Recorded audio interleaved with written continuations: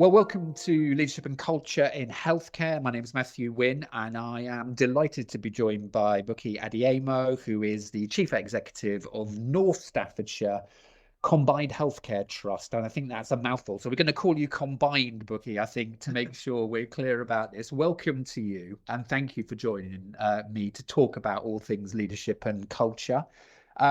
Buki, introduce yourself for those that don't know you, a little bit about you, how you got to being the chief exec of the Combined Trust, and how long you've been there, etc. Thank you, Matthew. And as you said, I'm Buki, and I'm the chief exec at Combined. By background, I've been in Combined for over 25 years, apart from 2 years in my training. And I should say I'm an old age psychiatrist by trade, and all my training, apart from 2 years, were done at Combined. I've been a consultant since 2007 and clinical director shortly after that, and medical director at the trust since 2012, up until 2021 when I took on the post of interim chief exec, and proud to now have been appointed the substantive chief exec at Combined. That's quite a long time in one organization. What's attracted you to kind of that career and staying in the organization and doing what you've just described, which is moving through those clinical leadership roles, medical director, and now substantive chief exec? What's been the focus on doing that for you? So again, just a little bit before Combined, I graduated from the University of Lagos in Nigeria, and came over to the UK. Again, a bit about why, and I think it's how the NHS is attractive free at the point of need. I've been, as I said, in Nigeria where people don't have that opportunity. And I think it's a great privilege to be able to serve in that. Why Stoke?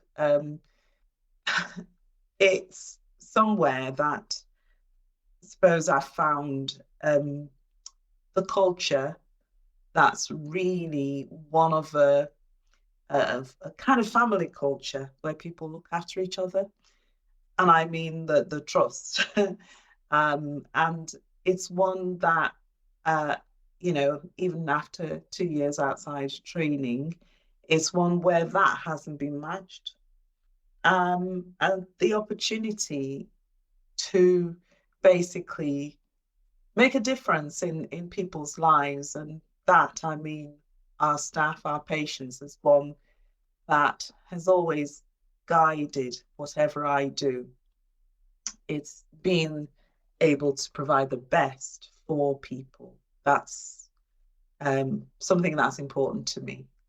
And for those that don't know Combined, what does the trust get up to? How would you describe it to someone who doesn't know anything about it in terms of what it does, how it operates? How would you kind of bring it into someone's consciousness?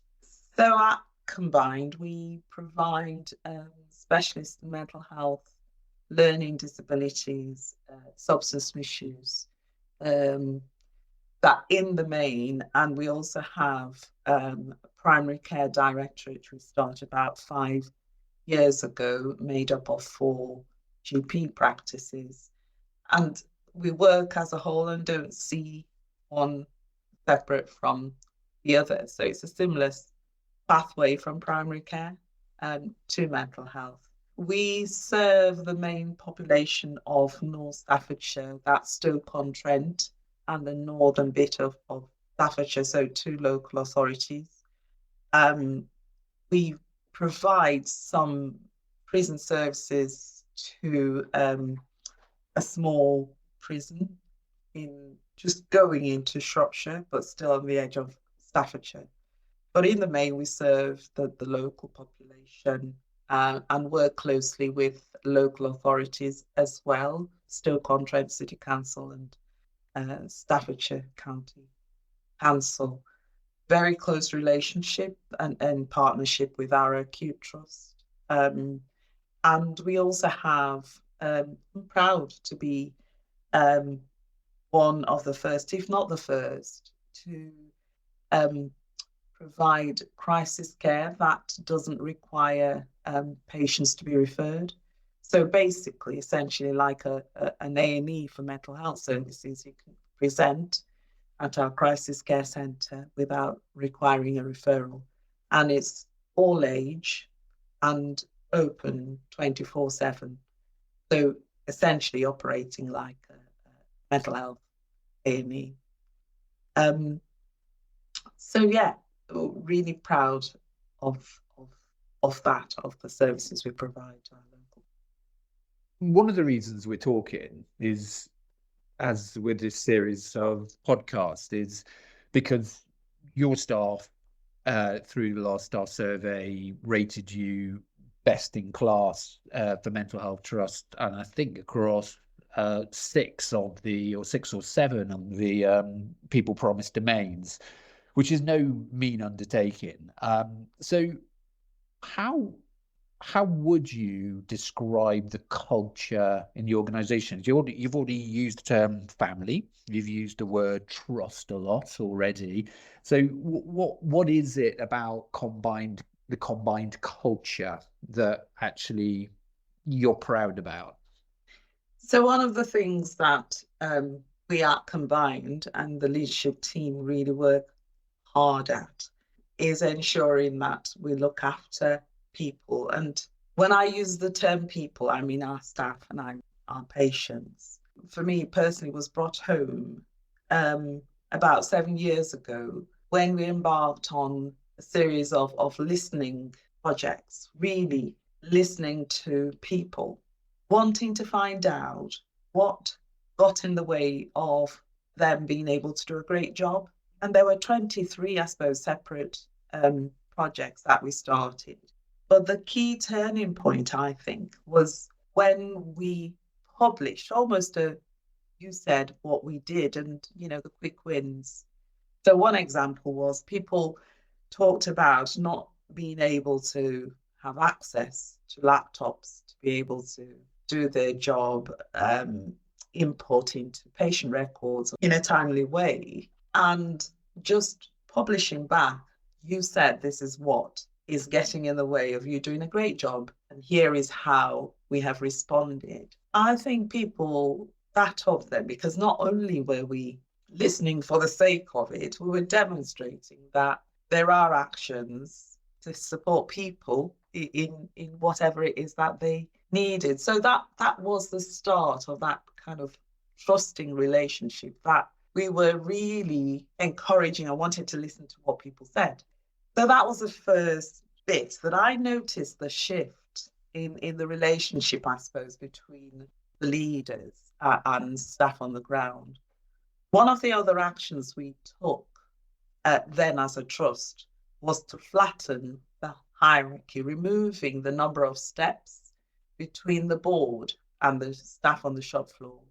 Also made a conscious decision that all our leaders, whether it be the operational managers or the clinical directors, will be clinicians. And I think this is something that happened over time. And the number of elements like that listening for me is the key, and demonstrating that you really are listening to people. And those other actions about being clinically led, removing the number of steps before people could get to the leadership, to the board. But particularly the anonymous email to the chief exec directly to raise any sort of concern. And I will respond to it, and I do respond to it and publish those responses. It started where people would raise things anonymous, but also I've noticed the change over time that people were able to raise with the direct line managers, but also if they did use Dear Buki, would feel confident enough to put their names. So less anonymous issues being raised, but actually people feeling comfortable to raise those issues directly. So a number of things, not just one thing, is that culture, that listening culture that started about 7 years ago, that still is here today. And Buki, when you think back to that kind of 7 years and those listening exercises and the work that you just described, was there something that precipitated that? Was there something that happened that you as a team decided we must do this? Well, got tired of very poor staff survey results, for example. And not just that, the bit about the outcomes for our patients were not where we wanted it to be. And the board at the time also, I'm smiling because people got tired of me saying it, but actually they told me they liked me saying it. We started on a journey which we called Towards Outstanding. And now what we said, and it's not just CQC outstanding, it's basically an exercise of saying good is not enough. We need to be outstanding in all we do and how we do it. And that is exactly what I keep saying now. So when people tell me, yeah, that's what's happening across the country, so we're in a good place, I'm like, well, that's not outstanding, is it? It's because, the board made a conscious decision that we can't continue to muddle along. We need to be brave, was the word that was used, and brave on behalf of our people, so that both our staff survey results and our patient outcome really improve. That's why we did it, really. And there's one thing about a kind of set of initiatives, and as you say, you did. No, so everyone down, you said we did. Sorry, wrong way around, of course. And it could be that way around, of course. And those are great, but what do you actually do to sustain that approach going forward? Because initiatives are fine, but actually you've got to keep going and going and going, in my experience. So give us an insight into the things that kind of you're proud that you just do all the time in the organization. It's that continuous engagement. You're absolutely right. And I know there are a number of, board to ward, but it's continuously demonstrating that you want to listen and actually go and listen. So it's not just one person, it has to be the whole leadership team, not just the board either. It moves down to the directorates, so that as a board, you're modeling the behaviors that you expect from all your other leaders. And as a board, check that that is what is happening. I think there's also an advantage of being a clinician. And I have to say, I didn't stop doing, and I still haven't. There's a small clinical element to my work of being a medical director and still holding a lower caseload, but still a clinical caseload, because that did put me in touch with staff, and people would approach me, and still do, naturally, because I am part of them and they see me as part of the staff. And it's taking whatever people tell you. I think listening is just a way, it's for me, it's still that continuous demonstrating. And if you can't do something for whatever reason, you do need to go back and tell them why you can't, explain. So it's that modeling. It's also making sure that as a board, you're checking back and not being complacent, that those things that you have set in motion is still taking place. And just on this point, you've talked about listening, understanding, checking out that all of that has happened and it's landed. But you also talked about behavior. So I presume there's an element in the trust where, there are absolutes about behavior, there's absolutes about how people operate. There's a kind of hardness to what some people might describe as it's a bit soft. It's a bit soft listening and it's a bit soft understanding. How would you describe that balance in how you operate? So there are 4 metrics that we measure, and that I suppose is the hard bit. But also, there are patient stories at board, and we have staff stories at our people and culture development committee.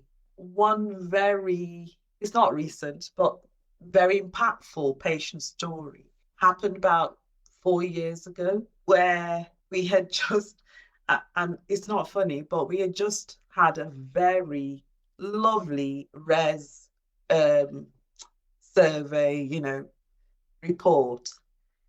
And I remember saying to the committee then, well, these are metrics and it's good, but I don't know whether, individuals would feel the same as the metric is showing.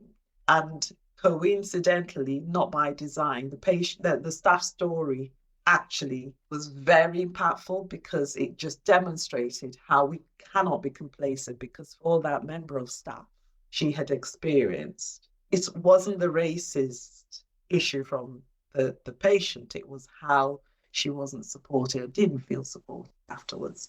So the balance is, it's good to have a metric, but you need to really be sure and don't be complacent, constantly getting the stories out, encouraging people to come to, I think, is still one of the most important things, making sure that, yeah, the staff survey is great, but if that's not your experience, we need to hear about it. And it's just opening that up and constantly giving that message to people all the time. Yeah, and it's the inquisitiveness for a board to say, yeah, things might look good, but actually understand the undercurrents is a hard thing to do, isn't it? It is. No matter how difficult it is to hear, though, and that's what the feedback I often get. And just yesterday, I had another lovely one that, said something about it's just the fact that you listen. You listen. And I'd like to bottle what listening is. And I don't know why people say that, but I guess it's because the action follows the hearing. And that demonstrates to staff that you are serious about what you're saying. Listening that turns into something as opposed to listening and ignored, which I think is clearly very different. Yeah. And you've talked a little bit about you in that respect, and people being able to access you, and you still being a clinician and having the understanding. What do you think? And I know no chief exec that I know actually likes talking about this. Is what's your personal impact on the organisation as the leader? As you recoil back and wince at thinking about talking about yourself. I mean, I've talked about my personal experience of discrimination, and I guess that is something that has helped me to ensure that whatever I do, I make sure people are included and don't feel excluded. And the other thing for me is whatever I do has an impact on a person who I then expect to look after people. So if I'm not treating our staff the way I would expect to be treated, how do I expect them to look after people? So there's a repercussion, isn't there, to whatever I do? And I'd like that to be a good one, not a negative one. So what motivates me is basically having that impact, that ultimate good impact on others down the line. That does make me feel proud, really, when I know that as a result of my action, somebody down the line is getting a great service. I don't know whether I've answered the question you've asked me, because I think I may have done a tangential turnaround in my head. Not trying to avoid it. Of course not.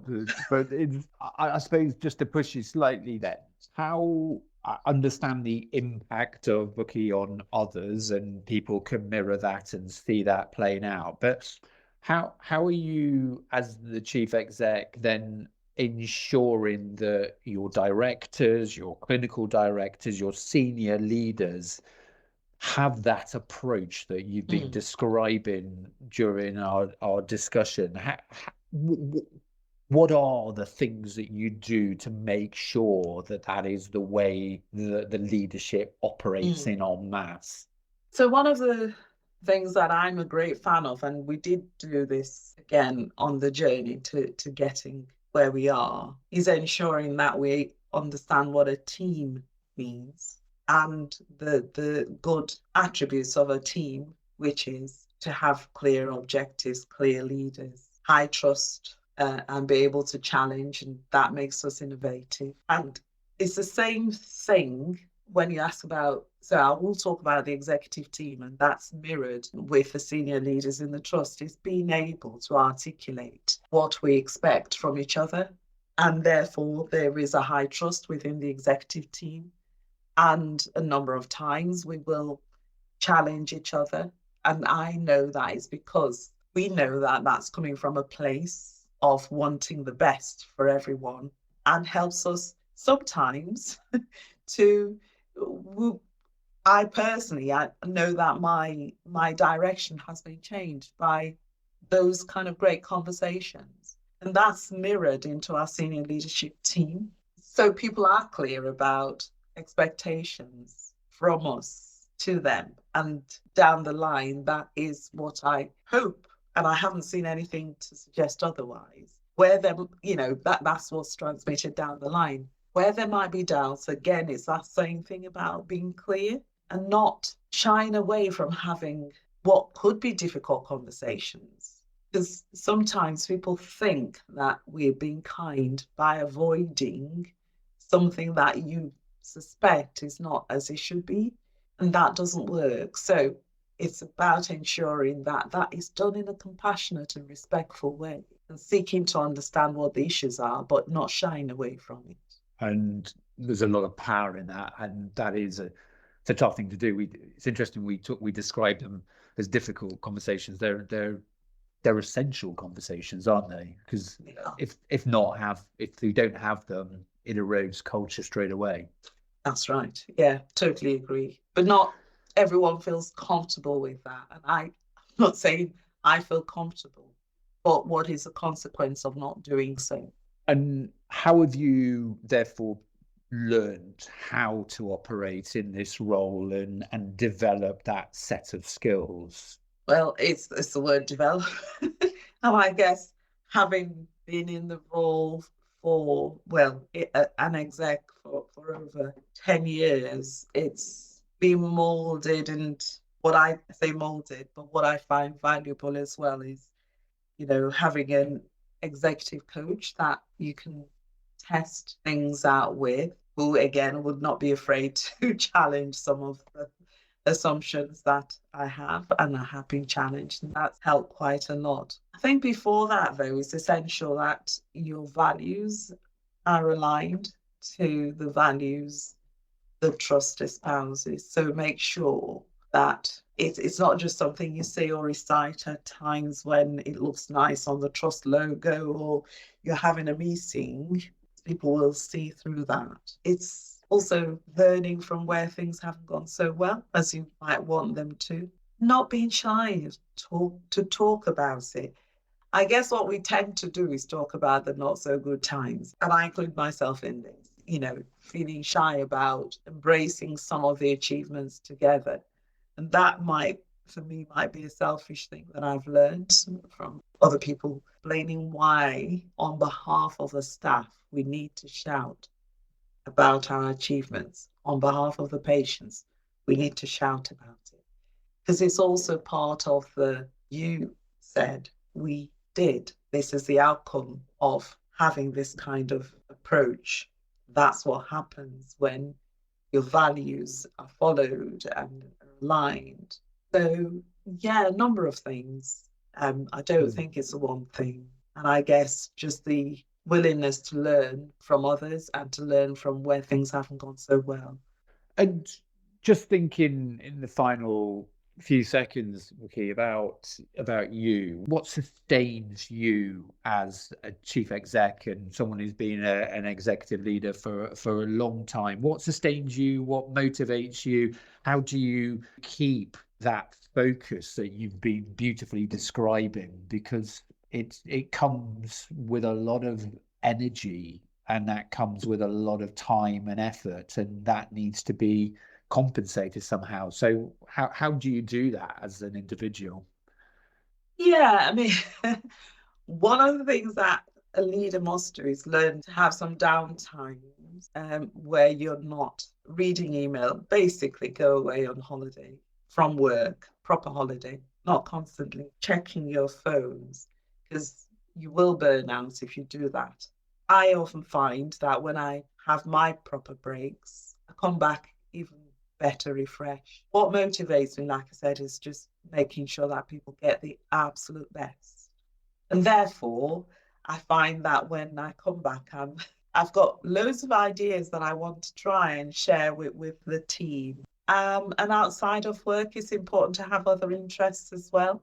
Friends, family, really important. Someone that you can just talk about other things, not just work. So all those things help sustain and motivate me to do my work and enjoy it even better.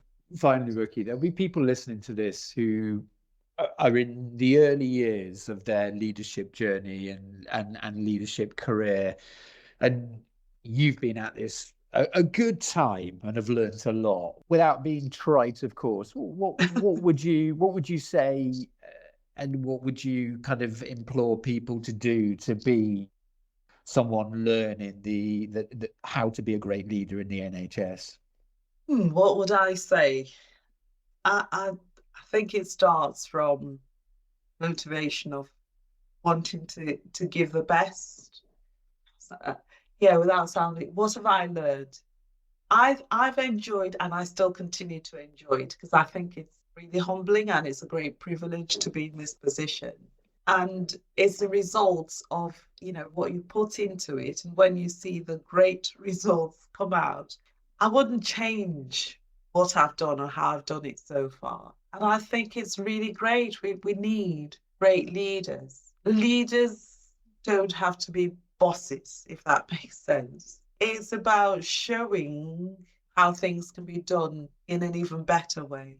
A number of trainees have had the privilege to train have this idea that it's about management. That's not what it's about. Leadership is showing how things can be done differently to achieve even better outcome. And I think it comes with having compassion for yourself first and foremost, and therefore for others. Fascinating, and you've taken us into a realm that could be a whole different set of podcasts, because that difference between a manager and a leader, and whilst clearly having similarities and they intersect, you've just landed on being authentic, working with compassion, and I think you were going down the route of understanding your own impact to make a difference on others. Yeah, absolutely. I would have. You've summarized it even better than I could articulate it. Buki, it has been for me a great privilege to listen to you talk about all things leadership and culture in healthcare. Really fascinating to have someone who's an older people's clinician, a psychiatrician, I guess, and listen from that perspective. It's been fascinating, and thank you for spending time talking about you and Combined Trust and your leadership role. Pleasure. Thank you, Matthew.